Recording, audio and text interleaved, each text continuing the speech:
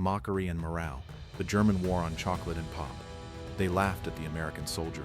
From Berlin to the beaches of North Africa, the propaganda machine of the Third Reich was relentless, selling a single, simple idea: America was soft. Its strength was a lie, built on flimsy materialism and a spoiled populace. The German soldier, hardened by black bread and discipline, was fighting an enemy dependent on candy and cocktails. Goebbels's newspapers and radio broadcasts hammered the point home. American GIs, they claimed, survived on chewing gum, chocolate bars, and Coca-Cola. They were too decadent to endure a real war. Their ration packs were not for sustenance. They were for indulgence. This wasn't just mockery. It was a psychological weapon. By ridiculing American rations, they were protecting their own pride, making the brutal reality of their own meager, often miserable diet feel like a mark of superior character. This perception became a kind of self-fulfilling prophecy. In the trenches and mess halls, German soldiers traded bitter jokes. The Americans will surrender when they run out of coffee. Their tanks run on syrup, not gasoline. It was an essential crutch. It was easier to face the cold, the hunger, and the overwhelming American industrial might by believing the enemy was a sugar-crazed weakling who couldn't handle a true test of will. But the joke was built on a terrible, fundamental misunderstanding of American strength. What Germany saw as decadence, the United States saw as logistics. The reality was that a nation that could afford to feed its fighting men steak, coffee, and chocolate was a nation operating on a completely different scale of industrial power. Every candy bar wasn't a sign of softness. It was a visible, undeniable product of a machine that could produce, ship, and distribute without strain. It was the overflow of a national furnace that simply could not be extinguished. And nowhere was this power more perfectly encapsulated, more widely distributed, and more completely misunderstood than in the thin glass bottle of a sugary brown drink, Coca-Cola. For the American soldier, it was morale. For the German high command, it became a strategic, almost unbelievable puzzle. They were about to discover that America's most common luxury was secretly its most revolutionary weapon of mass production. The promise was simple, but its execution was world-changing. The 6-bottle salute, an impossible promise to every American soldier. In 1941, the United States entered the war with a logistics problem that transcended guns and tanks. It was a problem of morale, how to keep millions of young men scattered across deserts, jungles, and frozen islands connected to the home they were fighting for. President Roosevelt's administration understood that the difference between a good soldier and a great one often came down to small comforts, a tangible link to normalcy. That same year, a man named Robert Woodruff, the president of Coca-Cola, made an extraordinary, almost absurd pledge. He decreed that every man in uniform, anywhere in the world, would be able to get a bottle of Coke for 5 cents. Think about that promise for a moment. It wasn't about tanks or aircraft carriers. It was about a nickel soft drink. But the execution of that promise was arguably one of the most brilliant strategic achievements of the war. Fulfilling it meant battling typhoons, U-boats, and enemy fire. It required bottling plants to be erected in the shadow of active volcanoes and near newly won airfields. It forced the U.S. military and a private corporation to integrate their logistics systems in ways never before seen. The military needed to feed and arm its forces. Coca-Cola needed to supply its syrup and equipment. The resulting collaboration bypassed bureaucracy and cut red tape. They weren't just shipping drinks. They were establishing the very supply lines and infrastructure the U.S. needed to fight a global war. Where Coke went, roads were laid, sanitation improved, and temporary industrial centers were established. Woodruff's mandate transformed the drink from a luxury item into a non-negotiable part of the war effort. The presence of that 5-cent bottle wasn't just a thirst quencher, it was a psychological anchor. It was a symbol that a powerful machine, the great industrial furnace of America, cared enough to reach out and touch one individual soldier with a taste of home. It was the 6-bottle salute to the American war machine, proof that its strength was so vast it could afford the logistics of a simple, comforting pleasure. The systems built to ensure that nickel Coke got to the front lines became the very arteries that carried the blood of the U.S. military's global assault. Operation Red Barrel, how Coke built a global logistics empire. The promise was made, a nickel Coke for every GI, no matter where they were fighting. The challenge of fulfilling this promise, however, was monumental. It required building a functional, efficient industrial system in places where roads didn't exist and local infrastructure was non-existent. In the jungles of New Guinea, the deserts of North Africa, and the ruins of Sicily, this enormous undertaking became known internally as Operation Red Barrel. It was a brilliant logistical maneuver. Coca-Cola realized they couldn't possibly ship fragile glass bottles around the world in wartime cargo holds crammed with tanks and ammo. Instead, they shipped the concentrated syrup in large, easy-to-transport steel barrels, often painted red. Alongside these barrels, they shipped small, easily assembled bottling plants and technicians, known simply as technical observers, or TOs. These TOs weren't soldiers, but they were attached to the U.S. Army Supply Corps and given the equivalent rank of a colonel to ensure cooperation. The TOs were entrepreneurs of the front line. Their job was to build a fully operational bottling plant, complete with carbonation, sanitation, and distribution facilities, sometimes in a matter of weeks. They often started by salvaging parts from downed planes or using local materials. If the Allies took an airfield, within days a nearby makeshift Coca-Cola plant would often spring up. By the end of the war, 64 such expeditionary bottling plants had been built worldwide. The sheer volume of this operation was staggering. It wasn't just about the syrup, it was about the complex system of supply, quality control, and distribution that surrounded it. They needed clean water, sugar, carbon dioxide tanks, and crucially, a reliable stream of empties for recycling. This constant demanding effort to supply millions of bottles of soda created a parallel logistics network that the military quickly came to rely on. The trucks, the routes, the sanitation standards, and the communication chains that Coke established to deliver a simple drink were the very same ones that could later be used to rush penicillin, blood plasma, and crucial spare parts to the troops. What started as a morale booster became a highly efficient, rapidly deployable industrial standard. The global spread of the Red Barrel wasn't just spreading pop culture, it was quietly, effectively laying the groundwork for the most expansive military supply chain the world had ever seen. The syrup in the supply chain, a civilian habit turned military blueprint. The secret weapon was never the drink itself, it was the system required to deliver it.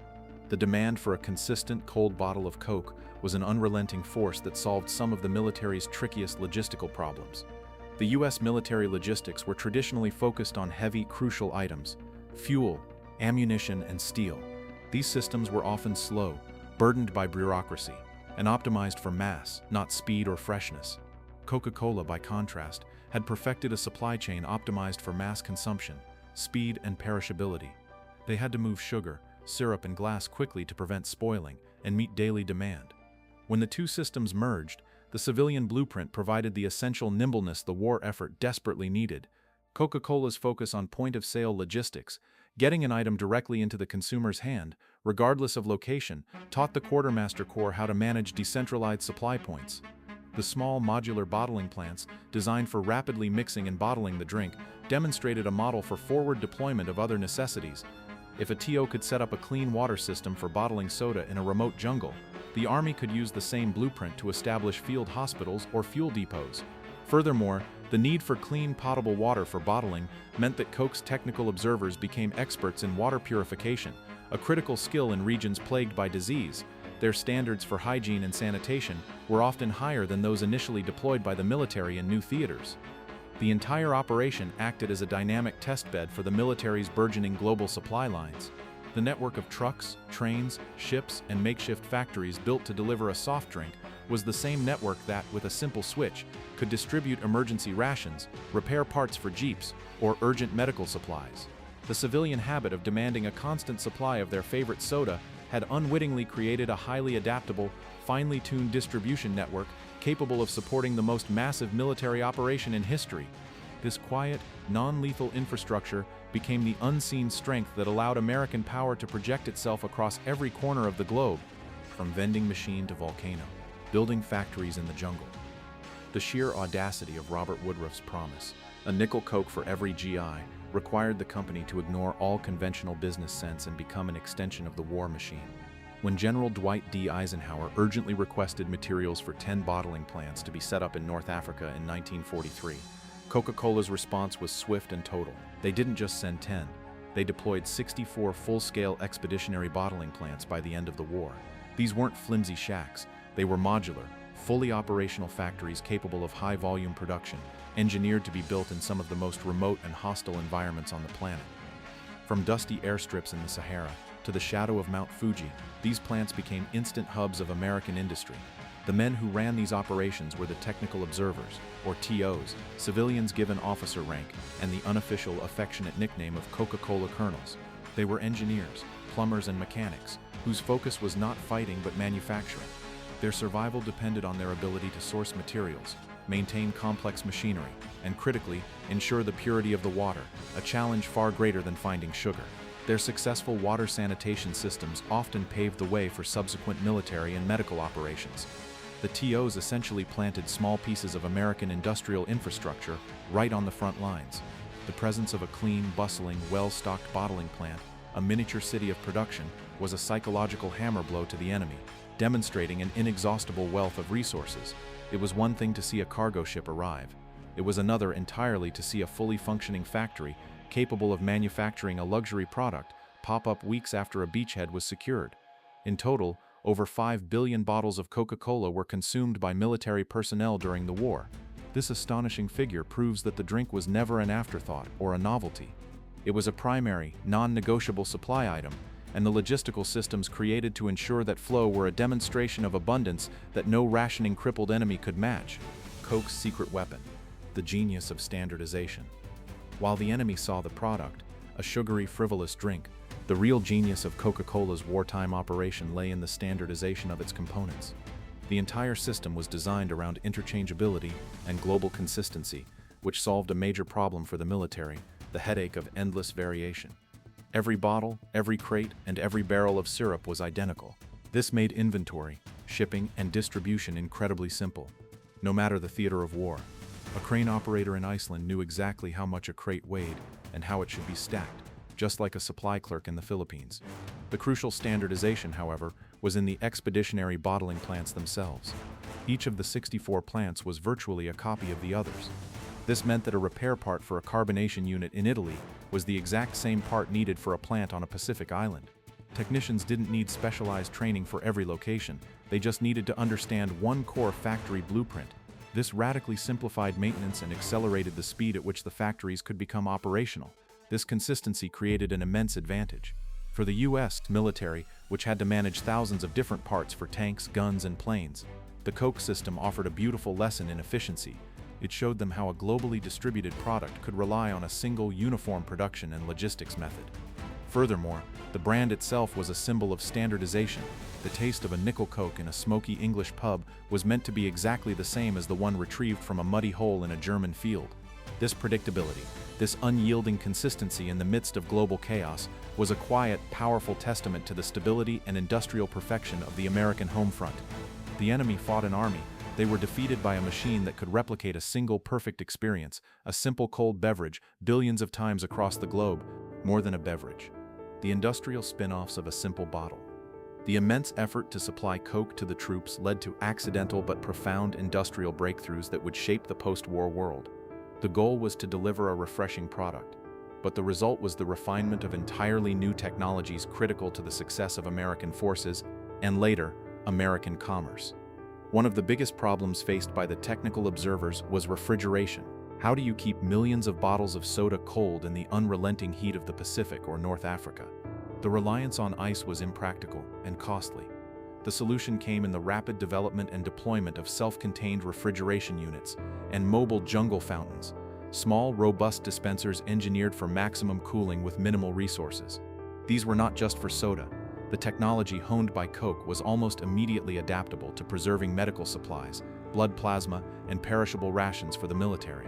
The systems perfected to keep a civilian drink cold directly saved lives in field hospitals. Beyond cooling, the relentless demand for bottling materials forced innovation in manufacturing. The sheer scale of glass and packaging required accelerated the development of lightweight, durable wartime materials and streamlined production processes. For instance, the need for standardized steel barrels for syrup influenced later military container standards, improving the rapid deployment of oil and fuel. The constant need for clean water at the 64 expeditionary plants also revolutionized field sanitation. The Coke Colonels, facing typhoid and other waterborne diseases, developed portable, effective water purification methods that were quickly adopted by military engineers. The requirement that every bottle taste exactly the same, whether bottled near Naples or Manila, forced the highest standards of hygiene in combat zones. The seemingly frivolous pursuit of a 5-cent soda had unintentionally created a vast, sophisticated industrial proving ground. The logistical expertise, the refrigeration breakthroughs, and the sanitation standards perfected by Coke were the silent, non-lethal spin-offs that made the entire American war machine more efficient, more deadly, and crucially healthier than its opponents. Thirst as a metric. measuring the reach of American power. The German High Command, starved for resources, measured their strength by the things they could deny their people: coffee, butter, gasoline. America, by contrast, measured its power by the things it could provide. And Coca-Cola became the ultimate, easily quantifiable metric of that power. Every single bottle was a tangible data point in a global projection of American industrial reach. The millions of bottles consumed by GIs weren't just a morale boost, they were a logistical barometer constantly reading high. The fact that a soldier in the jungles of Guadalcanal could enjoy the same standardized cold 5-cent drink as a civilian in Atlanta proved that the American production system was operating at a level that utterly defied the concept of shortage. This was a psychological weapon that transcended propaganda. When Allied forces swept through Europe and the Pacific, the appearance of the first Coca-Cola plant in a newly liberated or conquered territory was often the first real sign of stability and abundance for the local populace. The sight of civilians and soldiers alike drinking a bottle of Coke became a visual shorthand for the arrival of the new American world order. It was a promise, not just of victory, but of prosperity and endless supply. The very thirst of the American soldier became a relentless, powerful driver of the war machine. It was a constant demand signal that ensured the supply lines remained open, efficient, and operational. While the military could delay the shipment of a spare part, they could not ignore the constant, daily requirement for millions of bottles of soda. This continuous demand stream prevented the logistics network from becoming complacent or stagnant. In essence, the enemy was confronted not just by tanks and planes, but by an unending torrent of consumption, a force so vast it could produce and distribute the trivial in staggering quantities, alongside the essential. The sight of a discarded, empty Coke bottle on a battlefield was a monument to a production capability that had achieved total mastery over scarcity. The true strength of America was not that it possessed the weapon, but that it possessed the power to guarantee the simple pleasure. Fanta's flop. Germany's failed attempt to copy the logistics. The greatest irony in this story lies in the German attempt to create a wartime alternative, a shadow of the very American luxury they mocked. By 1941, the German branch of Coca-Cola, cut off from American syrup imports by the Allied trade embargo, faced collapse. The head of Coca-Cola GmbH, Max Keith, was forced to improvise, using only ingredients available within Nazi Germany, the leftovers of the leftovers, including apple pomace, whey, a dairy byproduct, and beet sugar. His team concocted a new fruit-flavored beverage. They called it Fanta, derived from the German word for imagination or fantasy. Fanta quickly became popular, but its success was born from absolute desperation, not abundance. Fanta was less a refreshing drink and more a culinary necessity. Due to severe sugar and food rationing across the Reich, millions of cases of Fanta were not consumed as a soda, but were used by German housewives as a sweetening agent for soups and stews. It was a practical, pathetic symbol of national scarcity. The contrast between the two drinks could not be starker. Coca-Cola, with its consistent formula and robust global logistics, demonstrated American power through unconstrained supply. Fanta, with its constantly changing formula derived from industrial scraps, represented German power through absolute resourcefulness and constraint. The German attempt to replicate American consumption culture failed because the underlying industrial system was fundamentally different. Germany had sacrificed civilian industry entirely for the war effort, leaving nothing but scarcity behind. America, by providing both the guns for the war and the comforts for the soldier, proved that its industrial base was exponentially larger, more flexible, and ultimately impossible to exhaust. Fanta's wartime popularity was a symptom of a failing system. Coca-Cola's presence was a guarantee of a winning one. The aftertaste of victory. How pop culture paved the road to peace. When the war ended, the true strategic impact of Coca-Cola became stunningly clear. The 64 expeditionary bottling plants, built at the company's expense and designed to serve the troops, did not disappear. They became the immediate foundation for Coca-Cola's global post-war expansion. In Europe, North Africa, and the Pacific, former combat zones were suddenly populated with fully functional factories, complete with distribution networks, established supply chains, and local labor trained by the technical observers. This massive, ready-made industrial footprint allowed American soft power to immediately follow its military victory. The sight of a cold Coke was not just a symbol of refreshment, it was a symbol of reconstruction, normalcy, and American economic engagement. The taste of Coke became inseparable from the Allied victory. The drink had cemented relationships with local officials, employed thousands of civilians in liberated countries, and provided millions of people their very first taste of American consumer abundance. The global infrastructure built to serve the war effort rapidly pivoted to serve the peace.